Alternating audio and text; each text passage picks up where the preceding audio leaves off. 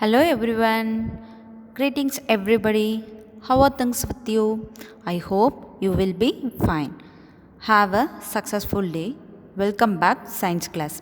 In this video session, we are going to learn chapter 5, lesson coal and petroleum from 8th standard. Okay students, before we start our lesson, first we will recollect what we have learnt about this topic. Okay, goal and petroleum, அதாவது நிலக்கரி மற்றும் பெட்ரோலிய எரிபொருட்கள். ஓகேங்களா, இது ரெண்டுமே வந்து எரிபொருட்கள் தான். So இதில் ஒரு சில டாபிக்ஸ் வந்து இது வரைக்கும் லாஸ்ட் வரைக்கும் பார்த்துருக்கோம். என்னென்ன அப்படின்னு சொல்லிட்டு ஒன் டைம்ஸ் வந்து ரீகால் பண்ணிக்கலாம். ஸோ நேச்சுரலாக நம்மளுக்கு கிடைக்கிற மேட்டர்ஸ், நம்ம நேச்சுரலாக என்னென்ன யூஸ் பண்ணுறோம், மேன்மேடாக வந்து கிடைச்ச விஷயங்கள். இப்போ நேச்சுரல் ரிசோர்ஸஸ்னால் என்ன அப்படின்றத பார்த்தோம். ஓகேங்களா, நேச்சுரல் ரிசோர்ஸ்னால் நேச்சுரலாக எது வந்து நம்மளுக்கு கிடைச்சிருக்கோ அது வந்து நேச்சுரல் ரிசோர்ஸஸ் அப்படின்னு சொல்கிறோம். நெக்ஸ்ட்டு அந்த நேச்சுரல் ரிசோர்ஸஸை 2 டைப்ஸாக வந்து கிளாஸிஃபை பண்ணியிருக்காங்க. இன்எக்ஸிஸ்டபிள் நேச்சுரல் ரிசோர்ஸஸ், எக்ஸிஸ்டபிள் நேச்சுரல் ரிசோர்ஸஸ், அதாவது தீர்க்கவே முடியாத அளவுக்கு இருக்கிற நேச்சுரல் ரிசோர்ஸஸும், அடுத்தது தீரக்கூடிய இயற்கை வளங்கள். இந்த 2 டாப்பிக்கு. அதில் வந்து இன்எக்ஸிஸ்டபிள் அப்படின்னு பார்த்திங்கன்னா சன்லைட், ஏர், வாட்டர், விண்டு இந்த மாதிரி வரும். ஓகேங்களா, அடுத்தது எக்ஸிஸ்டபிள் நேச்சுரல் ரிசோர்ஸஸ், அதில் வந்து forest, wild life, minerals, goal, petroleum and natural case etcetera. So இதெல்லாம் வந்து அதில் தனித்தனியாக செப்பரேட் பண்ணி வச்சுருக்கோம், கிளாஸிஃபை பண்ணி. நெக்ஸ்ட்டு கோல் பார்த்தோம்.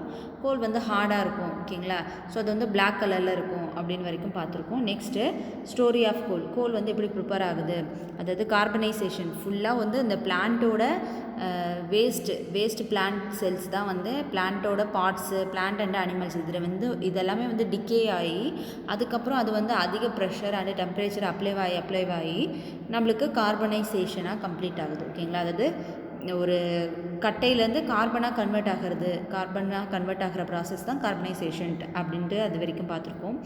நெக்ஸ்ட்டு அதில் டைப்ஸ் பார்த்தோம். கோக்னா என்ன, கோல் தார்னா என்ன, கோல் கேஸஸ்னால் என்ன அப்படின்னு பார்த்தோம். ஓகேங்களா, நெக்ஸ்ட்டு பெட்ரோலியம் பார்த்தோம். பெட்ரோலியம் வந்து எப்படி ப்ரிப்பேர் ஆகுது, ரிஃபைனிங் பெட்ரோலியம் அதை பற்றி பார்த்தோம். ஓகேங்களா, பெட்ரோலியம் ரிஃபைனரி எப்படி வந்து ஒர்க் ஆகுது. ஸோ நெக்ஸ்ட் வந்து இந்த ரெஃபைனரியில் எந்தெந்த டெம்பரேச்சர் வைஸ் வந்து செப்பரேட் பண்ணி எடுக்கிறாங்க அப்படின்ற வரைக்கும் பார்த்துருக்கோம். ஓகேங்களா, ஸோ இது ஃபுல்லாக கம்ப்ளீட் பண்ணியாச்சு. Next natural gas. So another one topic is a natural gases. So இதில் டோட்டலாக எத்தனை பார்த்துருக்கோம், 3 டாப்பிக்கு. அந்த 3 டாப்பிக்கில் கோல் கம்ப்ளீட் பண்ணியாச்சு. நெக்ஸ்ட்டு another one is நம்மளுக்கு வந்து natural gases. Next one petroleum. Okay, natural gas. So natural gas is a very important fossil fuel because it is easy to transport through pipe. So natural gas இப்போ இந்த கோல், petroleum இதெல்லாம் பார்த்திங்கன்னா கோலை வந்து எடுத்துகிட்டு போகிறதுக்கு வெயிட் வந்து அதிகமாக இருக்கும். ஸோ அது வந்து ஒரு இடத்துலேருந்து இன்னொரு இடத்துக்கு ட்ரான்ஸ்ஃபர் பண்ணுறது ரொம்ப கஷ்டம். அதுக்கு டிரான்ஸ்போர்ட்டுக்காக வெஹிக்கல் அந்த மாதிரி நிறைய யூசர்ஸ் வந்து தேவைப்படுது. நெக்ஸ்ட்டு பெட்ரோலியம் ப்ராடக்ட்ஸ் அதெல்லாம் பார்த்திங்கன்னா அதுக்கும் வந்து கொஞ்சம் கண்டெய்னரில் சேவ் பண்ணி எடுத்துகிட்டு போகணும். இந்த மாதிரி ஒரு சில ப்ராசஸ் அதில் இன்க்ரீஸ் ஆகிட்டே போகும். பட் நேச்சுரல் கேஸ்ன்றது ஈஸியாக நம்ம பைப் லைனை வந்து போட்டாலே போதும், அது வழியாக எப்போவுமே கண்டினியூஸாக அனுப்பிட்டு இருக்க முடியும் நம்மளால். ஓகேங்களா, natural gas is stored under high pressure as compressed natural gas, அதாவது சிஎன்ஜி அப்படின்னு சொல்லுவாங்க. சிஎன்ஜி அப்படின்னா என்னென்னா கம்ப்ரஸ்டு நேச்சுரல் கேஸஸ். இதை தான் வந்து என்னென்னு சொல்கிறாங்கன்னா நேச்சுரல் கேஸ் அப்படின்னு சொல்கிறாங்க. CNG is used for power generation. CNG வந்து எதுக்காக யூஸ் பண்ணுறாங்கன்னா பவர் ஜெனரேஷனுக்காக யூஸ் பண்ணுறாங்க. ஸோ இந்த நேச்சுரல் கேஸை வந்து ஹை ப்ரெஷர் அப்ளை பண்ணி தான் என்ன பண்ணியிருக்காங்க, ஸ்டோர் பண்ணி வச்சுருக்காங்க. It is now being used as a fuel for transport vehicle because it is less polluting. So இந்த நேச்சுரல் கேஸ் வந்து இப்போ முக்கால்வாசி என்ன யூஸ் பண்ணிகிட்ருக்காங்கன்னா நேச்சுரல் கேஸஸை தான் வந்து என்னவா யூஸ் பண்ணிகிட்ருக்காங்கன்னா ஃபியூலாக யூஸ் பண்ணிகிட்ருக்காங்க. அது மட்டும் இல்லாமல் இதுக்கு வந்து நம்மளுக்கு பொல்யூஷனும் வந்து கம்மியாகுது. ஓகேங்களா, less polluting agent. So alternatively we used this. It is a cleaner fuel. So இது வந்து ரொம்ப க்ளீனான ஒரு ஃபியூல் தான். ஏன்னா வந்து அந்தளவுக்கு நம்மளை வந்து பொல்யூட் பண்ணல நம்மளோட சிட்டிஸை.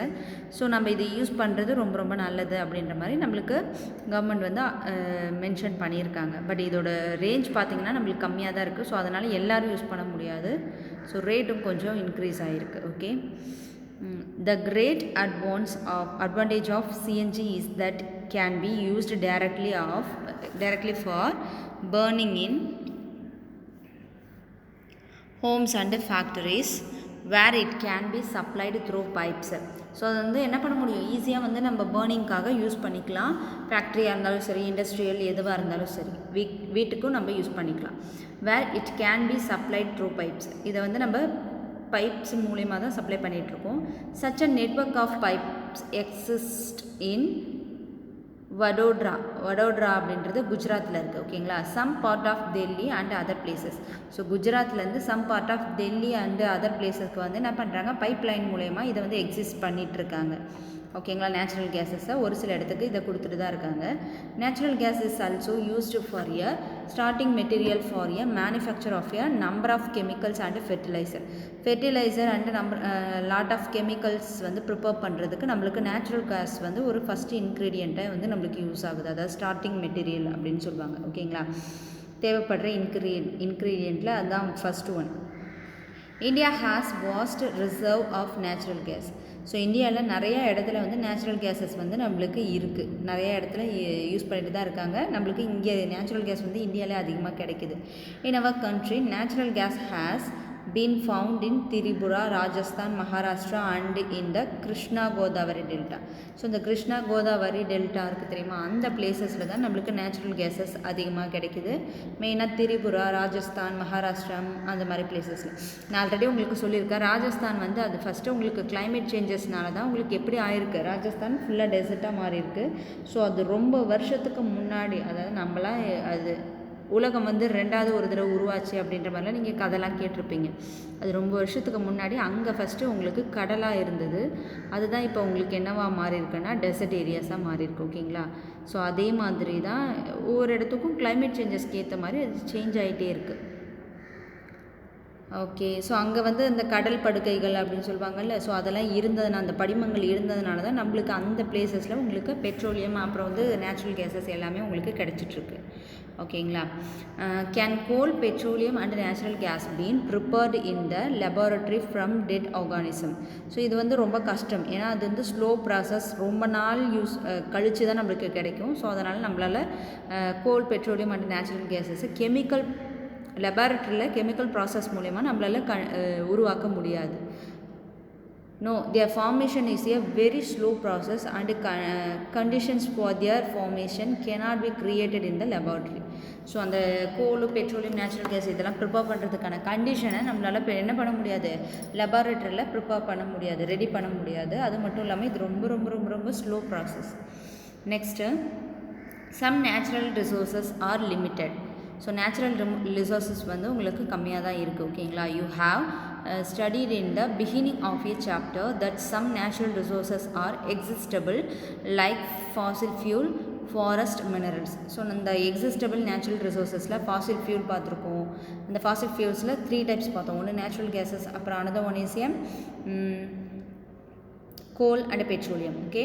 ஸோ அதில் இன்னொன்று என்னென்னு பார்த்தீங்கன்னா ஃபாரஸ்ட் மினரல். இது எல்லாத்தையுமே நம்மளால் என்ன பண்ண முடியும், ஹியூமன் பீயிங் வந்து கண்டினியூவாக யூஸ் பண்ணிகிட்டு இருந்தோன்னா கன்ஃபார்ம் வந்துலாம் அழிந்து போகக்கூடிய நிலைமையில தான் இருக்குது. ஓகேங்களா. You know that coal and petroleum are fossil fuel. It requires the dead organism million of years to get converted into these fuel. So நம்மளுக்கு வந்து இந்த ஃபியூல்ஸ், அதாவது நேச்சுரல் கேஸஸ், நேச்சுரல் ரிசோர்ஸஸில் ஃபியூல் வேணும், ஃபாசில் ஃபியூல்ஸ் வேணும் அப்படின்னு பார்த்தீங்கன்னா அது வந்து உங்களுக்கு மில்லியன் ஆஃப் இயர்ஸ் வந்து தேவைப்படுது. ஓகேங்களா. டெட் ஆர்கானிசம் வந்து மில்லியன் ஆஃப் இயர்ஸ்க்கு முன்னாடியிலேருந்து அது என்ன பண்ணியிருக்கணும், அதிகமாக அழுத்தம் அது மேலே பட்டுகிட்டே இருக்கணும். அது வந்து மண்ணுக்கடியில் புதஞ்சு அதுக்கப்புறம் அதிக அழுத்தம் இருந்துகிட்ருக்கணும், ப்ரெஷர் இன்க்ரீஸ் ஆகிருக்கணும், டெம்பரேச்சர் இருக்கணும். ஓகேங்களா. இதெல்லாம் வந்து அந்த கிளைமேட் சேஞ்சஸ்க்கு ஏற்ற மாதிரி ஒவ்வொரு வாட்டியும் மாறி மாறி மாறி தான் அது ரொம்ப நாள் கழித்து தான் நம்மளுக்கு இந்த ப்ராசஸ் கிடச்சிருக்கு. ஓகேங்களா. அதாவது கோல், பெட்ரோலியம் அண்டு நேச்சுரல் கேஸஸாக கிடச்சிருக்கு. இந்த ஃபாசில் ஃபியூல் வந்து ரொம்ப ஸ்லோ ப்ராசஸ் அப்படின்றதுனால நம்மளுக்கு மில்லியன் ஆஃப் இயர்ஸ் தேவைப்படுது. On the other hand the known reserve of these will last at most a few hundred years. At least வந்து இது என்ன ஒரு 100 இயர்ஸ்க்கு மேலேயாவது நம்மளுக்கு இந்த ப்ராசஸ் வந்து நடந்தே ஆகணும். Moreover burning of these fuels is a major causes air pollution. So இது வந்து ஃபுல்லாக வந்து நம்மளுக்கு எரியறதுனால இந்த கோலும், பெட்ரோலியம், நெக்ஸ்ட் வந்து அதுக்கப்புறம் என்ன நேச்சுரல் கேஸஸில் உங்களுக்கு பொல்யூஷன் கம்மியாக தான் இருக்குது. பட் அதை மற்ற ரெண்டுத்தை கம்பேர் பண்ணும்போது உங்களுக்கு அது எரியும் போது உங்களுக்கு அதிகமாக வந்து பொல்யூஷனை வந்து க்ரியேட் பண்ணுது. Because all the Fazil fuels also contain carbon molecules. ஓகேங்களா, பெட்ரோல் ஆகட்டும் இல்லை வந்து கோல் ஆகட்டும், அதில் வந்து கார்பன் மாலிகுல்ஸ் அதிகமாக இருக்குது. ஸோ கார்பன் உங்களுக்கு எரியும் போது கூட ஆக்சிஜனோட கலந்து தான் எரியுது. ஓகேங்களா, நம்மளுக்கு கிடைக்கிறது கார்பன் டை ஆக்சைடாக கிடைக்கிது.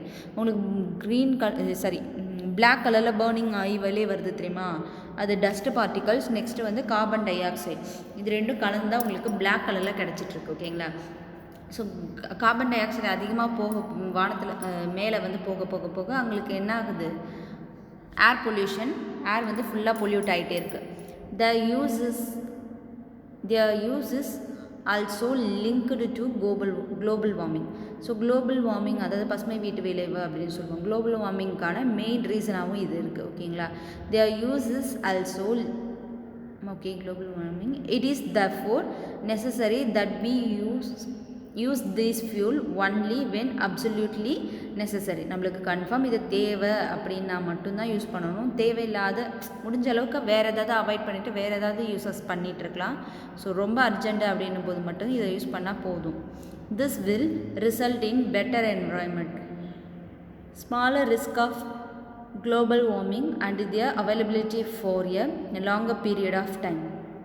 ஸோ அந்த குளோபல் வார்மிங் வந்து கம்மியாக தான் ரிஸ்க் வந்து ஸ்டார்ட் ஆகும்போதே நம்ம வந்து முடிஞ்ச அளவுக்கு அதை அவாய்ட் பண்ணிக்கணும். இல்லைனா அது ஃபுல்லாக வந்து என்ன ஆகும், உலகத்தையே வந்து அழிக்கக்கூடிய அளவுக்கு அந்த குளோபல் வார்மிங் இன்க்ரீஸ் ஆகிட்டே போகும். ஆக்சுவலாக குளோபல் வார்மிங் அப்படின்னா என்னென்னா, ஃபார் எக்ஸாம்பிள் இப்போ நீங்கள் வந்து ரூமுக்குள்ளே இருக்கீங்க. ஓகேங்களா, ரூமுக்குள்ளே வந்து லைட் அடிச்சுன்னா அது வந்து ரிஃப்ளெக்ட் ஆகுது, கன்ஃபார்ம் ரிஃப்ளெக்ஷன் நடக்கும். ஓகேங்களா, ஸோ இங்கே பார்த்தீங்கன்னா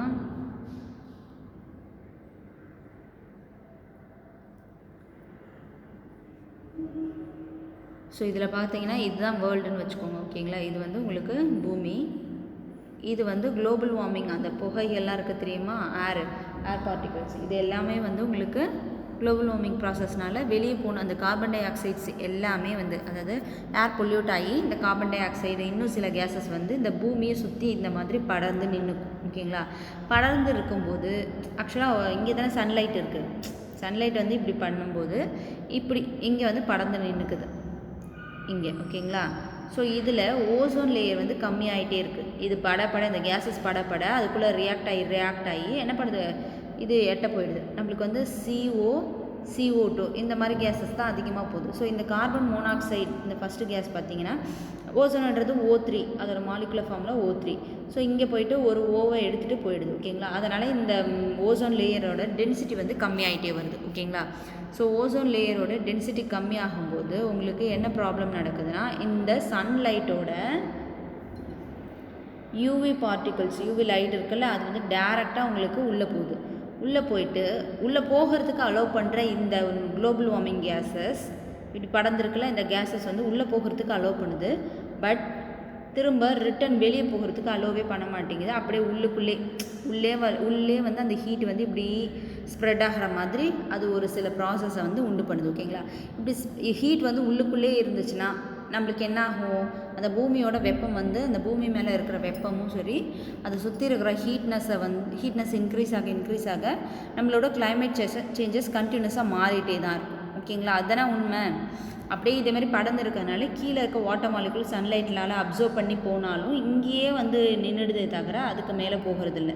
அப்படி இங்கேயே நிற்கும் போது உங்களுக்கு என்ன கன்வெர்ட் ஆகுது, அதில் இருக்கிற அந்த sulphur di oxide, nitrogen di oxide, இந்த மாதிரி கேஸஸ் கூட இங்கே கீழேருந்து போகிற வாட்டர் மாலிகுல் வந்து ரியாக்ஷனில் இன்வால்வ் ஆகிட்டு உங்களுக்கு sulphuric acid and nitric acid, இந்த மாதிரி HNO3. ஓகேங்களா, ஸோ இந்த மாதிரி நைட்ரிக் ஆசிட் இது ரெண்டுமே சேர்ந்து உங்களுக்கு ஆசிட் ரெயின், அதாவது அமில மழையாக வந்து பெழிஞ்சிட்ருக்கு. ஓகேங்களா, ஸோ இந்த மாதிரி நிறையா ப்ராப்ளம்ஸ் வந்து க்ரியேட் ஆகுது. ஸோ அதனால தான் முடிஞ்ச அளவுக்கு நம்ம வந்து குளோபல் வார்மிங்கை வந்து கண்ட்ரோல் பண்ணணும் அப்படின்னு சொல்கிறாங்க. ஓகேங்களா, this will result in better environment, small risk of global warming and their availability for a longer period of time. In India, the Petroleum Conservation Research Association advised people how to save petrol, diesel while driving. Their tips are. So அது மட்டும் இல்லாமல் இந்த global warming problem இல்லாமல் இன்னும் ஒரு சில விஷயங்கள் இருக்குது. என்ன அப்படின்னு பார்த்தீங்கன்னா, நம்மளுக்கு அந்த பெட்ரோலோட கன்சர்வேஷனும் வந்து அந்த ரிசோர்ஸும் வந்து நம்மளுக்கு கம்மியாகிட்டே வருது. ஏன்னா நம்ம அதிகமாக யூஸ் பண்ண அங்கே வந்து தோண்டி எடுத்துகிட்டே இருக்கும். இப்போ ஃபார் எக்ஸாம்பிள் நீங்கள் வந்து 1 கிலோ வந்து ஆனியன் வந்து வாங்கிட்டு வந்திருக்கீங்கன்னு வச்சுக்கோங்களேன். ஸோ அந்த 1 கிலோ ஆனியன் வந்து உங்களுக்கு ரேட் அதிகம். பட் இருந்தாலும் நம்மளுக்கு கடையில் இப்போ மெயினாக ஆனியன் கிடைக்காத விஷயம்னு பார்த்தீங்கன்னா ஆனியன் தான். ஆனியன் ரேட் அதிகமாக இருக்கிறதுனால நிறைய இடத்துல கிடைக்க மாட்டேங்குது. ஸோ ஆனியன் வந்து ரொம்ப தேடி எடுக்கிறதுனால ஃபார் எக்ஸாம்பிள் ஒரு நாளைக்கு நீங்கள் வாங்கிட்டு வந்த எல்லா வெங்காயத்தையுமே யூஸ் பண்ணிட்டீங்க, வாங்கிட்டு வந்த எல்லா ஆனியனுமே யூஸ் பண்ணிட்டீங்கன்னா நெக்ஸ்ட் டேக்கு உங்களுக்கு இருக்காது ஆனியன் செய்கிறதுக்கு. ஓகேங்களா? அதானே நீங்கள் அதுக்கு பதிலாக வந்து ஒன்றா இல்லை வந்து ஆஃப் கட் பண்ணி யூஸ் பண்ணிட்டு இருந்தீங்கன்னா நீங்கள் ரொம்ப நாள் யூஸ் பண்ணிக்கலாம். அதே சேம் மெத்தட் தான் இதுலேயும் சொல்கிறாங்க. என்னென்னா தேவை அப்படின்ற போது மட்டும் யூஸ் பண்ணுங்கள், ரொம்ப அதிகமாக யூஸ் பண்ணாதீங்க அப்படின்னு சொல்லிட்டு இந்த PCRA அசோசியேஷன் வந்து நம்மளுக்கு ஒரு சில டிப்ஸ் கொடுத்துருக்காங்க. First one, drive at a constant and moderate speed as far as possible. So எந்த அளவுக்கு நம்ம ஃபாஸ்ட் வந்து கண்ட்ரோல் பண்ணி போக முடியுமா, அதாவது மாட்ரேட் ஸ்பீடு ஒரே ஸ்பீடில் போக முடியுமோ அந்தளவுக்கு நம்ம ஃபாலோ பண்ணிக்கலாம். ஸ்விட்ச் off the engine at traffic lights or at a place where you have to wait. So நம்ம வந்து டிராஃபிக் லைட்டு அந்த மாதிரிலாம் எங்கே வருதோ ஸோ அந்த டைமில் நம்ம என்ன பண்ணலாம், டிராஃபிக் என்ஜின் வந்து ஆஃப் பண்ணி வைக்கிறது ரொம்ப நல்லது. ஓகேங்களா? Ensure correct tyre pressure and okay. So டயரோட ப்ரெஷர், அதாவது டயரில் வந்து காற்று இருக்கா, கரெக்டான ப்ரெஷரில் இருந்துச்சுன்னா வண்டி வந்து நார்மலாக போகும். ப்ரெஷர் வந்து கம்மியாக இருக்கும்போது, அதாவது காற்று கம்மியாக இருந்துச்சுன்னா வண்டி வந்து இன்னும் கொஞ்சம் எஃபர்ட் போட்டு அந்த வண்டி இழுத்துட்டு போக வேண்டியதாக இருக்குது. ஸோ அதனாலேயும் பெட்ரோல் வந்து சீக்கிரம் வந்து உங்களுக்கு காலியாகும். Ensure regular maintenance of the vehicle. So வெஹிக்கிளை வந்து நம்ம முடிஞ்ச அளவுக்கு கண்டினியூஸாக வந்து நல்ல ஒரு கண்டிஷனில் இருக்கா அப்படின்றத பார்த்து நம்ம மெயின்டைன் பண்ணிகிட்டே இருக்கணும். ஓகேங்களா? ஸோ பாருங்கள், இந்த நேச்சுரல் கேஸஸ் ஓகேங்களா, நம்ம வீட்டில் யூஸ் பண்ணுறோம்ல அந்த ஃபியூல் ஓகேங்களா, அதாவது LPG. நெக்ஸ்ட்டு ஸோ அந்த LPG அதாவது நேச்சுரல் கேஸஸ் எரியும் போது உங்களுக்கு இந்த மாதிரி கண்டென்ட் தான் வெளியே வரும். அதாவது ப்ளூ கலரில் இருக்கும், அடுத்தது பிங்க் இருக்கும், நெக்ஸ்ட்டு வந்து இன்னொன்று கொஞ்சம் டார்க் கலரில் இருக்கும், எல்லோவில் இருக்கும், ஒயிட்டில் இருக்கும். இந்த மாதிரி கலரில் தான் உங்களுக்கு மிங்கிளாகி தான் எரிஞ்சிட்ருக்கும். ஸோ ஃபஸ்ட்டு எரியுது வந்து methane, ethane, propane, butane, condensed. ஓகேங்களா? ஸோ இந்த மாதிரி எல்லா மாலிகூல்ஸும் சேர்த்து தான் உங்களுக்கு எரிஞ்சிட்ருக்கு. லாஸ்ட்டு அடியில் எல்லோ கலரில் எரியுது, ஒரு மாதிரி ஆரஞ்சு கலரில் இருக்குல்ல, அது என்ன பார்த்தீங்கன்னா nitrogen, carbon di oxide, hydrogen, sulphide, helium. இந்த எல்லா கேஸஸுமே வந்து உங்களுக்கு நேச்சுரல் கேஸஸாக தான் உங்களுக்கு கிடச்சிட்ருக்கு. சரிங்களா? திஸ் இஸ் ஏ ரெஃபினரி, அதாவது நேச்சுரல் கேஸ் வந்து உங்களுக்கு எப்படி ரிசோர்ஸில் கிடைக்கிது, அந்த ஆற்றுப்படுகையில் அந்த மீன், அதாவது பெட்ரோலியம் ப்ராடக்டோட இன்னொரு பெட்ரோலியம் வந்து தோண்டி எடுக்கும்போது நம்மளுக்கு கிடைக்கிற விஷயம் மேலே இருக்கிறது தான் நம்மளுக்கு என்ன நேச்சுரல் கேஸஸ். ஓகேங்களா? ஸோ இந்த மாதிரி தான் அது கிடச்சிட்ருக்கு. இங்கே பாருங்கள், அந்த சின்ன சின்ன இடம் இருக்குது தெரியுமா, அந்தந்த பிளேஸில் தான் உங்களுக்கு கேஸஸ் வந்து கிடச்சிட்ருக்கு. ஓகேங்களா? நெக்ஸ்ட்டு ஸோ இதுதான் வந்து ரெஃபைனரி. ஆயில் மில்லேருந்து இப்படி தான் ரெடி பண்ணி எடுத்துகிட்டு இருப்பாங்க. ஓகேங்களா? அதாவது கீழே மண்ணிலேருந்து தோண்டி அதை வந்து கேஸ் ஒவ்வொரு இடத்துக்கும் வந்து செப்பரேட் பண்ணி அனுப்பிட்டுருக்காங்க. அனுப்பி நம்மளுக்கு ஒரு லாஸ்ட்டாக உங்களுக்கு கேஸ் கிடைக்கிது. அந்த கேஸ் வந்து நம்ம வீட்டுக்கு யூஸ் பண்ணுறோம், ஹாஸ்பிட்டல், அப்புறம் வந்து ஃபேக்ட்ரி, இந்த மாதிரி எல்லா இடத்துக்கும் நம்ம யூஸ் பண்ணிகிட்ருக்கோம். ஓகேவா? ஸோ நம்மளுக்கு நார்மலாக கோல் பார்த்திங்கன்னா உங்களுக்கு 23% தான் யூஸ் பண்ணிகிட்ருக்கோம். நியூக்ளியர் இருக்குது தெரியுமா, அதாவது அணுகுண்டு. ஸோ அதை வந்து நம்ம 8% தான் யூஸ் பண்ணிகிட்ருக்கோம். நேச்சுரல் கேஸஸ் பார்த்திங்கன்னா 23% யூஸ் பண்ணிகிட்ருக்கோம். லிக்விட், அதாவது பெட்ரோலியம் ப்ராடக்ட்ஸ் இருக்குல்ல, ஸோ அந்த மாதிரி ப்ராடக்ட்ஸு 39% யூஸ் பண்ணிகிட்ருக்கோம். அடுத்தது பயோஃபியூல்ன்றது 1% தான் யூஸ் பண்ணிகிட்ருக்கோம். ரினியூவபிள்னால் திரும்ப நம்ம உருவாக்கக்கூடிய ஒரு சில ஃபியூல்ஸு, ஸோ அது வந்து 6% யூஸ் பண்ணிகிட்ருக்கோம். இந்த பயோஃபியூல் அப்படின்னா என்னென்னா, ஸோ இந்த கவு டங்க் இருக்குல்ல, அந்த கவு டங்க்கு, வாட்ரு, இது ரெண்டுத்தையும் வந்து மிக்ஸ் பண்ணி அதை வந்து உங்களுக்கு உள்ளே அலோவ் பண்ணும்போது, இந்த மாதிரி க்ளோஸ்டு கண்டெய்னருக்குள்ளே அலோவ் பண்ணும்போது அதில் ஆக்சுவலாக என்ன ப்ராசஸ் நடக்குது அப்படின்னா மீத்தேன் கேஸ் வந்து ஃபார்ம் ஆகுது. இந்த மீத்தேன் கேஸ் வந்து நம்ம என்ன பண்ணிகிட்ருக்கோம் அப்படின்னு பார்த்தீங்கன்னா, உங்களுக்கு அனிமல் வேஸ்ட்டு வந்து நம்ம ஏதாவது ஸ்டவ்வுக்கும் நெக்ஸ்ட்டு வந்து பயோகேஸ் லேம்புக்கும் யூஸ் பண்ணிகிட்ருக்கோம். ஓகேங்களா? ஸோ இது வந்து கரண்ட்டுக்கும் நம்ம யூஸ் பண்ணிக்கலாம், பட் வந்து அடுத்தது ஸ்டவ்வுக்கும் யூஸ் பண்ணிக்கலாம். இந்த மாதிரி ப்ராசஸ் வந்து எங்கே அதிகமாக இருக்குன்னா, நிறைய வில்லேஜஸ்லாம் பண்ணிகிட்ருக்காங்க. அதிகமாக மாடு எங்கே இருக்கோ அந்த மாதிரி இடத்துல தான் இதை ஃபாலோ பண்ண முடியும். Okay students, that's the end of our topic. I hope you all are understand this lesson. If you have any doubt, please leave a question in our WhatsApp group. Thank you students. Thank you to all. Happy learning.